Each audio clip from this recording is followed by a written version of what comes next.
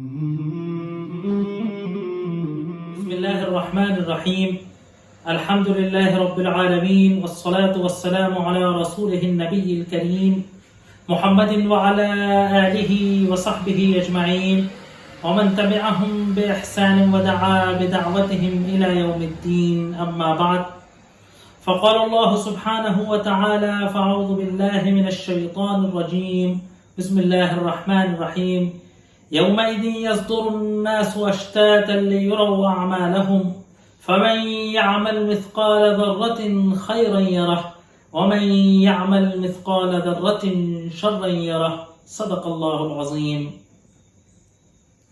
محترم ناظرین، السلام علیکم ورحمۃ اللہ وبرکاتہ. سورہ زلزلہ سے متعلق جو ہے گفتگو چل رہی ہے، اور جیسا کہ بیان کیا گیا کہ قرآن کے اس آخری حصے کے اندر زور دیا گیا ہے اسلام کے بنیادی عقیدے کو، اور خاص طور سے بنیادی عقیدے میں سے جو آخرت کا تذکرہ ہے، جو قیامت کا تذکرہ ہے، جو مرنے کے بعد زندہ ہونے کا تصور ہے، اور اللہ تبارک و تعالیٰ کے حضور جواب دہی کا تصور ہے، اس کو ذہن میں جمانے،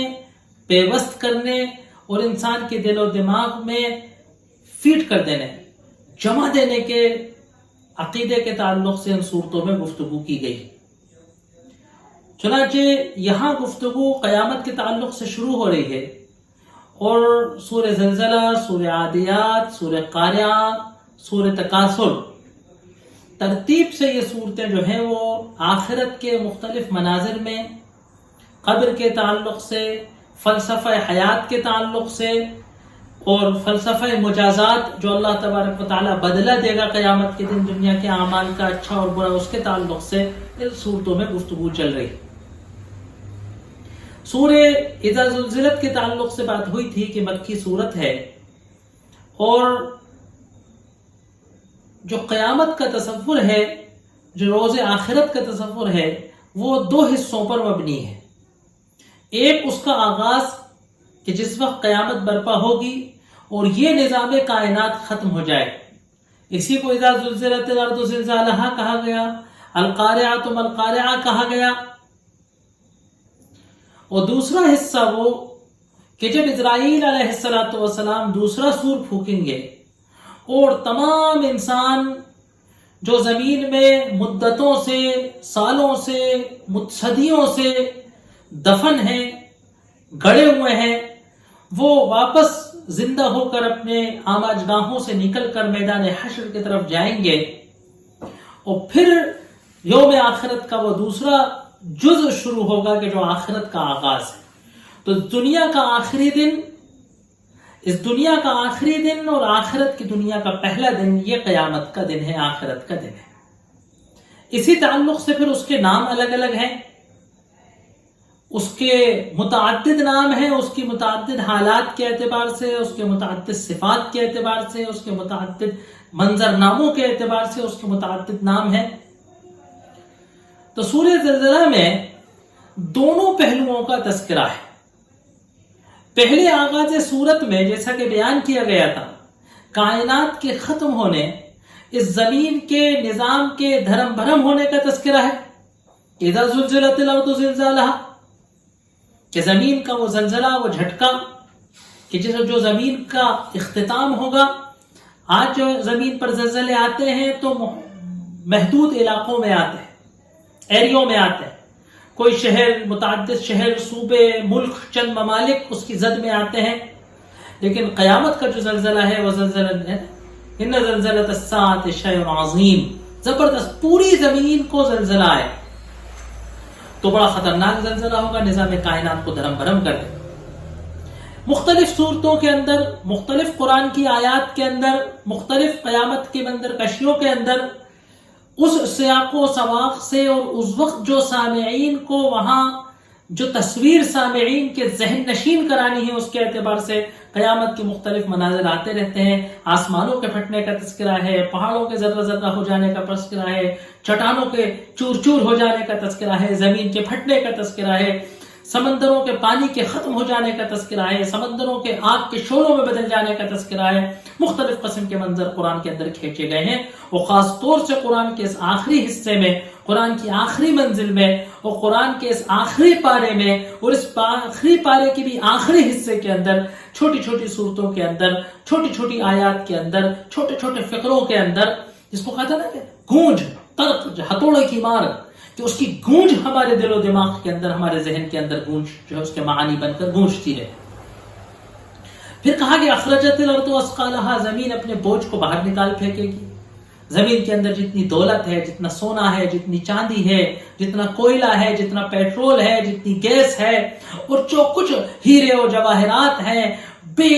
نایاب قیمتی ساز و سامان ہے کہ جس کے حاصل کرنے کے لیے دنیا میں ہوڑ مچتی ہے، جس کو حاصل کرنے کے لیے قتل و غارت ہوتا ہے، جس کو حاصل کرنے کے لیے جنگیں ہوتی ہیں، جس کو حاصل کرنے کے لیے دنیا کے اندر اتھل پتھل ہوتی ہے، ہنگامہ آرائی ہوتی ہے، دنیا کے اقتدار کو حاصل کرنے کے لیے رسہ کشیاں ہوتی ہیں کہ دنیا کے نیچرل ریسورسز پر قبضہ کیا جائے، اس کے لیے ملکوں کو تباہ کیا جاتا ہے، قوموں کو نست و نابود کیا جاتا ہے، ہزاروں لاکھوں لوگوں کی موت کی گھاٹ اتار دیا جاتا ہے، کہ قدرتی وسائل پہ قبضہ کرنے کی رسہ کشی کی جو جنگیں دنیا میں ہوتی ہیں، تاریخ بھری ہوئی ہے، اور بہت زیادہ دور جانے کی ضرورت نہیں ہے۔ آج ہمارے عصر حاضر کے اندر اور ماضی قریب کے اندر، ادھر 10 15 20 سال کی تاریخ کو 50 سال کی صدی کی تاریخ کا اگر ہم مطالعہ کریں تو ہمیں پتہ چلے گا کہ کس طریقے سے وہ قومیں کہ جو اپنے آپ کو سویلائز کہتی ہیں، اپنے آپ کو متمدن کہتی ہیں، اپنے آپ کو ایڈوانس کہتی ہیں، اپنے آپ کو اسمارٹ کہتی ہیں، اپنے آپ کو امن و سلامتی کا پیغمبر اور علمبردار کہتی ہیں، کس طریقے سے وہ قدرتی وسائل کو نوچنے کے لیے، حاصل کرنے کے لیے، دوسری قوموں سے لوٹنے کے لیے، کھسوٹنے کے لیے، کس طریقے سے وہ قتل و غارت کرتی ہیں، کس طریقے سے وہ خون کی ندیاں بہاتی ہیں، کس طریقے سے وہ معصوموں کے خونوں سے ہولی کھیلتے ہیں، کس طریقے سے وہ قتل عام کرتے ہیں، کس طریقے سے وہ آباد اور بسے ہوئے شہروں کو کھنڈروں میں اور قبرستان میں تبدیل کر دیتے ہیں، کس طریقے سے وہ اسکولوں کی بلڈنگوں پہ اور ہاسپٹلوں پر مہلک بم اور کیمیکل ویپنز سے حملہ کرتے ہیں۔ پتہ چلتا ہے کہ یہ انسان اگر نور وحی سے اس کا دل منور نہیں ہے، اگر وہ نبوتوں کے نور سے جڑا ہوا نہیں ہے، تو وہ سارے تمدن و تہذیب کا گہوارہ ہونے کے باوجود، ساری تعلیم اور علم اور سائنس اور ٹیکنالوجی اور فلاں باتیں کرنے کے باوجود وہ ایک وحشی درندہ ہے، وہ ایک بسیار خور چوپایا ہے، وہ ایک شہوت اور ہوس کا مارا ہوا جانور ہے۔ تو اسی لیے قرآن کے اندر جو ہے جگہ جگہ جو ہے وحی کے نور کی اہمیت کو بیان کیا گیا ہے۔ تو یہ جو قدرتی وسائل ہے زمین کے اندر جو نایاب چھپے خزانے ہیں، زمین اپنے باہر پھینک دے گی، کوئی اس پر جنگ نہیں بچے گی، اس کی کوئی حیثیت نہیں بچے گی، اس کی کوئی قیمت نہیں بچے گی، دنیا ہیش ہو جائے گی، دنیا بے قیمت ہو جائے گی، دینار درہم کا کوئی وزن نہیں بچے گا، سونے اور چاندی میں کوئی چمک نہیں بچے گی، روپے اور پیسے کی کوئی ویلیو نہیں بچے گی، زمین و جائیداد فلاں الغرض انسان جس کے لیے جنگیں کرتا ہے، جس کے لیے قتل و غارت کرتا ہے، جس کے لیے خون خرابہ کرتا ہے، جس کے لیے جو ہے اپنی زندگیوں کو کھپاتا ہے، جس کے لیے بے مروتی کرتا ہے، جس کے لیے جو ہے رسوائیوں کو سہتا ہے، جس کے لیے وہ اپنوں سے اپنا رشتہ توڑتا ہے، سب دولتیں بے قیمت ہو جائیں گی۔ پتہ چل جائے گا کہ یہ سب عارضی ساز و سامان تھا، متاع الغرور، دھوکے کا سامان تھا، اس کی ویلیڈیٹی ختم ہو گئی، اس کی نیاد ختم ہو گئی، اس کرنسی کی ویلیو ختم ہو گئی۔ وقال الانسان ما لها، انسان کو یہ عادت ہے کہ اس نے تجربات سے، سائنس سے اور انسانی تجربات سے کچھ سیکھا ہے کہ اگر زمین کو ایسا کرو تو ایسا ہو جاتی ہے، اگر ایسے کھودو تو ایسا ہو جاتی ہے، یہاں ڈھونڈو تو پیٹرول مل جاتا ہے۔ حیرت سے وہ زمین سے کہے گا کہ صدیوں کی تاریخ، صدیوں کا علمی ورثہ جو کچھ بتاتا ہے، آج تمہاری یہ سیرت، آج تمہاری یہ روش ہٹ کر کیوں کر ہو گئی؟ تو زمین اس کو جواب دے گی، ان ربک اوحی لہا، معاملہ نیچرل نہیں ہے، معاملہ کسی ایکسیڈنٹ کا نہیں ہے، معاملہ کسی ہواؤں کے چکرویوں کے ٹکرا جانے کا نہیں ہے، معاملہ کسی پچھمی گڑبڑی کا نہیں ہے، معاملہ یہ ہے کہ تیرے رب نے اس کو یہ حکم دیا ہے، تیرے رب نے اس کو یہ وحی کی ہے، یہ حکم کیا ہے، یہ آرڈر کیا ہے کہ اس نظام کائنات کو اتھل پتھل کر دے۔ زمین کا کام تھا کہ وہ اپنے سینے کے اندر خزانوں کو چھپا کر رکھے، زمین نے خزانوں کو اگل دیا۔ زمین کا کام تھا کہ وہ اپنا بیلنس بنا کر دنیا کے لیے، انسانوں کے لیے جو ہے بچھونا بنی رہے، وہ ہل کر جھٹکے لے کر اس نے حیات کو یہاں سے ختم کر دیا۔ اب یہاں سے جو اگلا جو آیتیں میں نے آپ کے سامنے تلاوت کی تھی، کہ اب یہاں سے قیامت کا دوسرا ایپیسوڈ، دوسرا نظارہ شروع ہوتا ہے۔ حدیث کے اندر آیا کہ ماشاء اللہ قیامت برپا ہوگی، سور پھونکا جائے گا، جو کوئی زمین پر ہوگا سب مر جائے گی، چاہے وہ انسان ہو یہاں تک کہ ملک کریم۔ روایتوں میں آتا ہے کہ سارے فرشتوں کی روح قبض کر لی جائے گی، جبریل کی روح قبض کر لی جائے گی، ملک الموت بچے گا تو ملک الموت کی روح۔ کل من علیہا فان، جو کوئی ہستی وجود پر ہے فان، فنا ہو کر رہنے والا۔ وَيَبْقَى وَجْهُ رَبِّكَ ذِي الْجَلَالِ وَالْإِكْرَامِ، اور بس باقی رہنے والی ذات صرف ایک ہے، بس بچا رہے گا تیرے رب کا روح مبارک، ذو الجلال والاکرام، جو جلال والا بھی ہے، زور والا بھی ہے، اور اکرام اعزاز و عزت والا بھی ہے، بڑے مقام و مرتبے کا۔ تو سب کچھ ختم ہو جائے گا، پھر دوبارہ روح سور پھونکا جائے گا،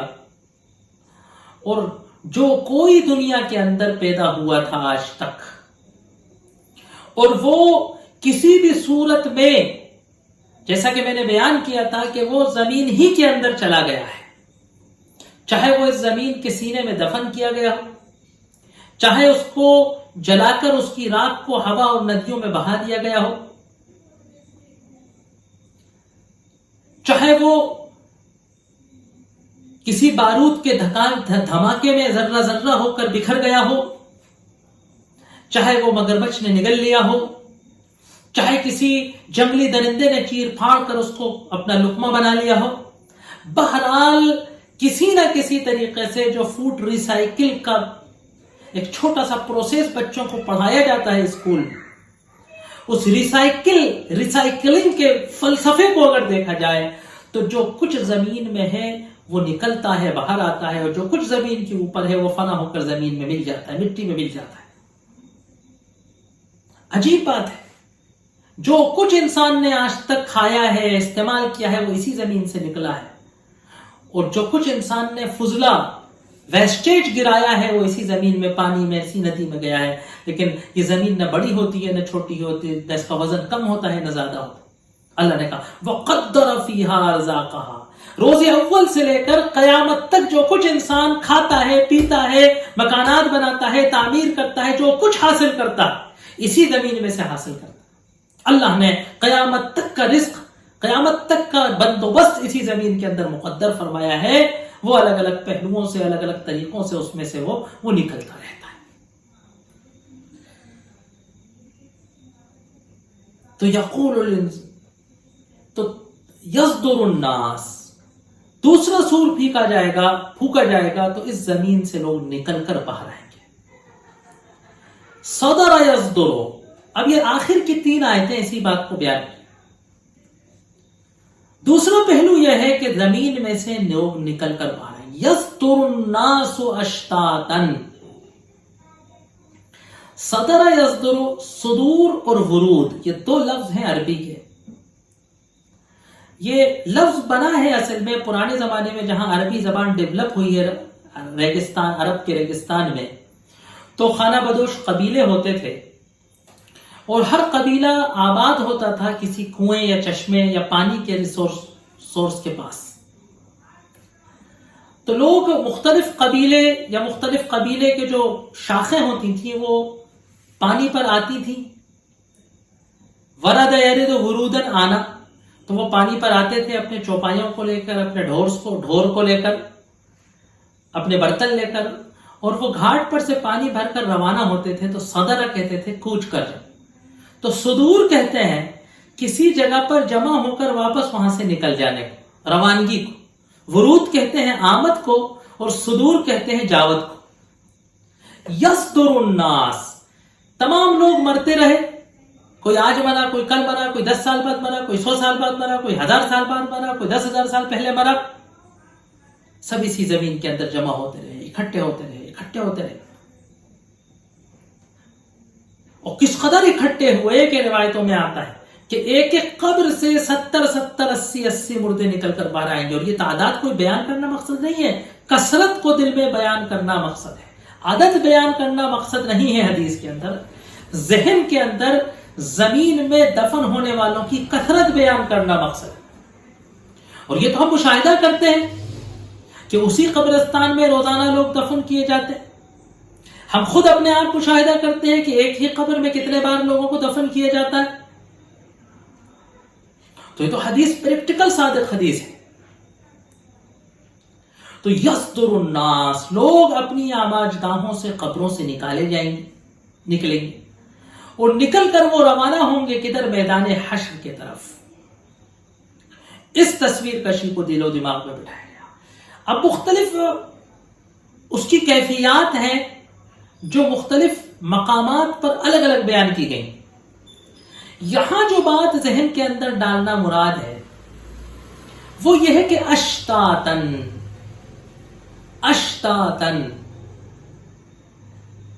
عربی میں کہتے ہیں متفرق، ٹکڑے، الگ الگ جماعتوں میں، الگ الگ گروپس میں. اب بتانا مقصد یہ ہے کہ جس طریقے سے دنیا میں زندگی گزارنے کی قسمیں ہیں، کوئی نیک ہے تو کوئی بد ہے، کوئی سچا ہے تو کوئی جھوٹا ہے، کوئی نیک سیرت ہے تو کوئی بد سیرت ہے، کوئی خوش اخلاق ہے تو کوئی بد اخلاق ہے، کوئی سالڈ کیریکٹر کا ہے تو کوئی خراب کیریکٹر کا ہے نا، کوئی بہادر ہے تو کوئی بزدل ہے، کوئی ایماندار ہے تو کوئی بے ایمان ہے نا، کوئی مومن ہے تو کوئی کافر ہے، کوئی انسانوں کی مدد کرنے والا ہے تو کوئی انسانوں کو ستانے والا ہے، کوئی انسانوں سے ہمدردی کرنے والا ہے تو کوئی ظالم ہے. مختلف صفت کے، مختلف نوعیتوں کے، مختلف مزاج کے، مختلف کردار کے، مختلف برتاؤ کے لوگ دنیا میں پائے جاتے ہیں. قیامت کا دن بدلے کا دن ہے، قیامت کے دن شناخت کا دن ہے. اچھوں اور بروں کے درمیان، نیکوں اور بدوں کے درمیان، سچوں اور جھوٹوں کے درمیان، کھروں اور ناکاراؤں کے درمیان اللہ تبارک و تعالیٰ اس دن شناخت کرے گا. اور یہ شناخت قبر میں سے نکل کر میدان حشر میں جانے سے ہی طے کر دی جائے گی. تو روایتوں میں آیا کہ اشتاتن کا مراد یہ ہے کہ جوگ در جوگ، جماعتیں، فرقے کے فرقے، یہ زمانے کے لوگ، یہ اس دور کے لوگ، یہ اس قبیلے کے لوگ، یہ اس ملک کے لوگ، ہے نا. اور اصل تعبیر جو بات لوگوں نے کہی کہ جماعتوں کی جماعتیں حشر میں جائیں گی. یہ نیک لوگوں کی جماعت جا رہی ہے، یہ روزے داروں کی صف لگ رہی ہے، یہ نمازیوں کی صف لگ رہی ہے، یہ قاتلوں کی صف لگ رہی ہے، یہ زانیوں کی صف لگ رہی ہے، یہ شراب خوروں کی صف لگ رہی ہے. اشتاتن، الگ الگ لوگ اٹھا کر الگ الگ صنفوں کے اندر، الگ الگ لائنوں کے اندر، الگ الگ گروپس کے اندر لوگ جماعتوں کے اندر الگ الگ ان کے چہرے ہوں گے. کسی کے چہروں پر چمک ہوگی تو کسی کے چہروں پر سیاہی ہوگی، کسی کے ہاتھ اور چہرے، کسی کے ماتھے اور چہرے وضو کے نشانوں سے جھلملا رہے ہوں گے، تو کسی کے اوپر اپنے گناہوں کی نحوستوں کے اثرات ہوں گے.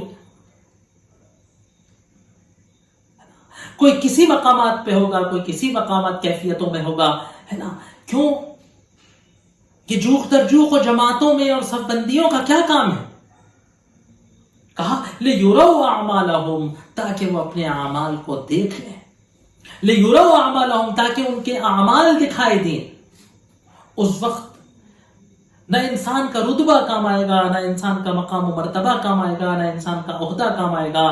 نہ انسان کا دبنگ ہونا کام آئے گا، نہ انسان کا خاندان کام آئے گا، نہ انسان کی قومیت کام آئے گی، نہ انسان کی وطنیت کام آئے گی،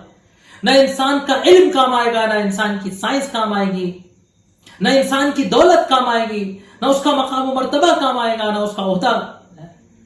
کچھ کام نہیں آئے گا اس دن. اس دن شناخت جو ہوگی وہ اعمال کے اعتبار سے ہوگی. اس دن شناخت جو ہوگی وہ عقیدوں کے اعتبار سے ہوگی، انسان کے کردار کے اعتبار سے ہوگی. کہا لِيُرَوْا أَعْمَالَهُمْ، تاکہ ان کے اعمال دیکھے جا سکیں، تاکہ ان کو ان کے اعمال دکھائی دیں، تاکہ ان کے ذریعے ان کے اعمال کا پتہ چل جائے۔ اب مختلف روایات کے اندر اس بات کی تفصیل کو بیان کرنے کی گنجائشیں آتی ہیں کہ روزے داروں کو فلاں دروازے سے لگایا جائے گا پکار، ہے نا، سود کھانے والوں پر اس دن فلاں علامت ہوگی، ہے نا، یتخبطہ الشیطان من المس، کہ جو سود کھاتا ہے دنیا میں، جو سود خوری کرتا ہے، جو سود کا کاروبار کرتا ہے،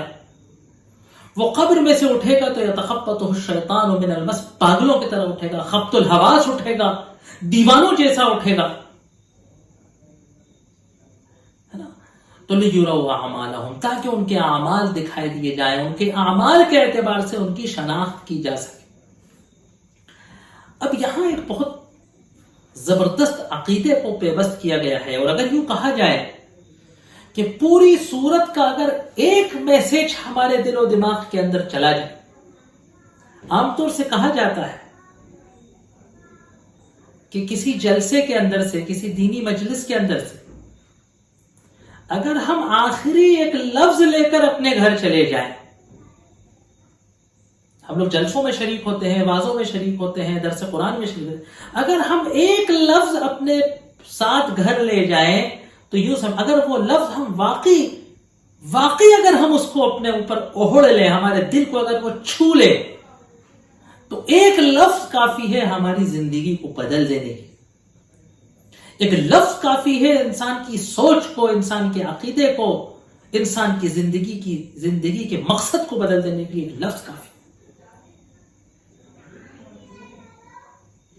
بغداد میں، عراق میں ایک ڈاکو ہوا کرتے تھے،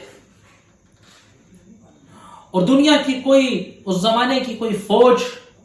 کوئی سپہ سالار، کوئی پولیس، کوئی خلیفہ اس ڈاکو کو کنٹرول نہیں کر پاتا تھا۔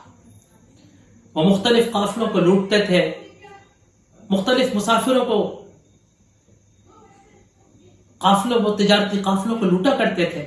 اور یہی ان کا کاروبار تھا۔ ہوا کیا کہ وہ ایک روز بغداد میں ڈکیتی ڈالنے گزرے، یا کسی جنگل سے گزر رہے، وہاں کوئی رات کی تنہائی میں، تاریکی میں، سناٹے میں کوئی اللہ والا رات کو آہو گزاری میں مصروف تھا، اور اس کے منہ سے رات کی عبادت کے دوران یہ آیت نکلی،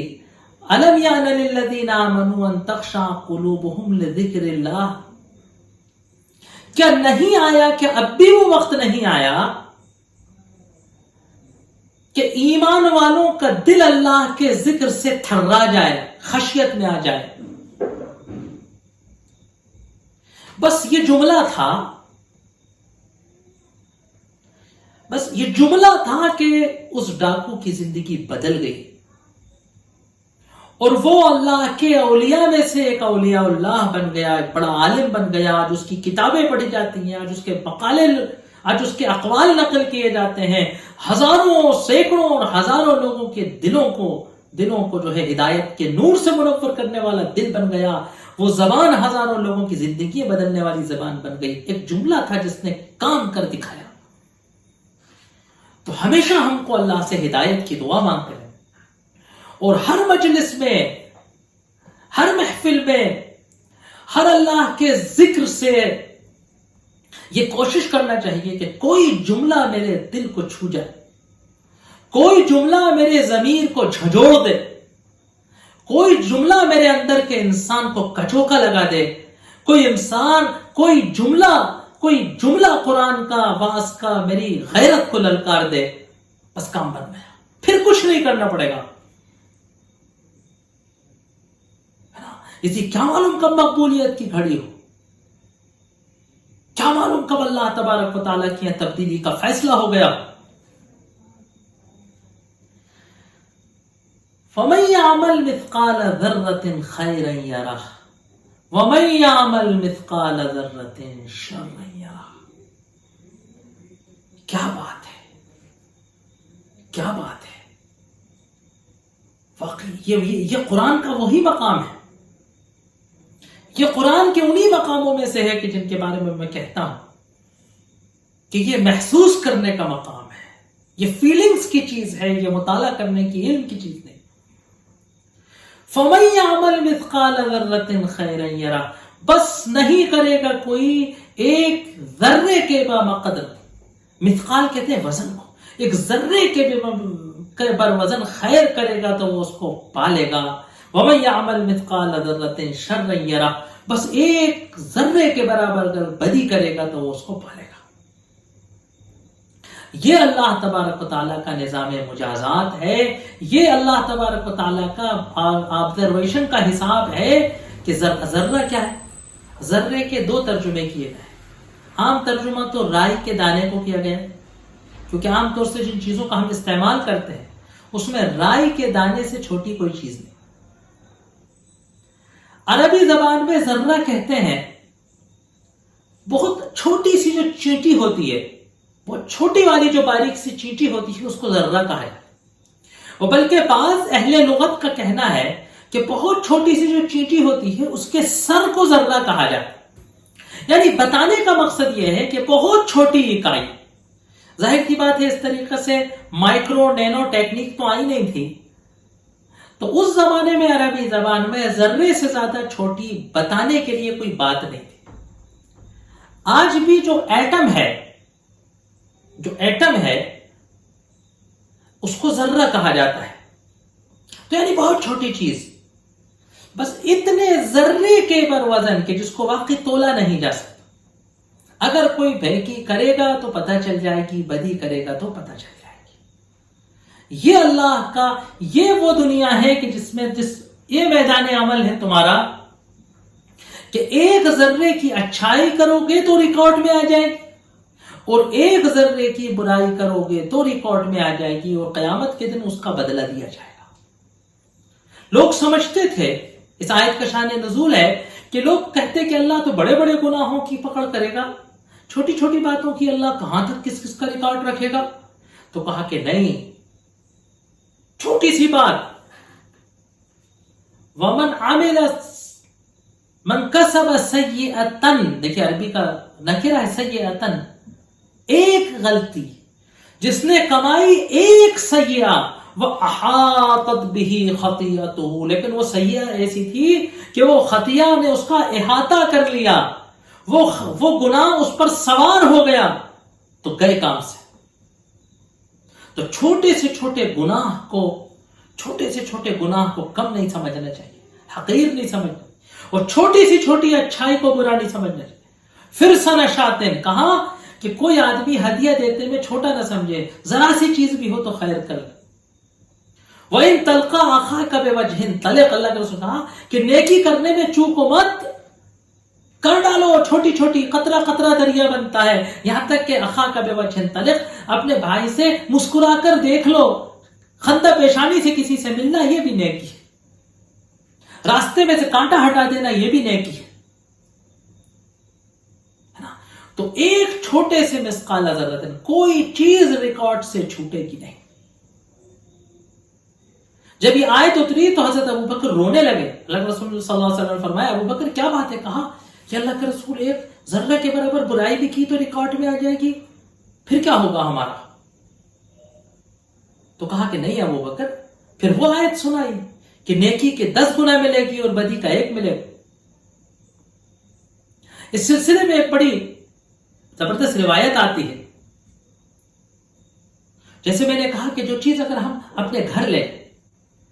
کہتے ہیں کہ امام ابو حنیفہ رحمۃ اللہ علیہ نے ایک بار عشاء کی نماز مسجد میں پڑھی, اور امام نے نماز کے اندر اذا زلزلت الارض زلزالہا پڑھی.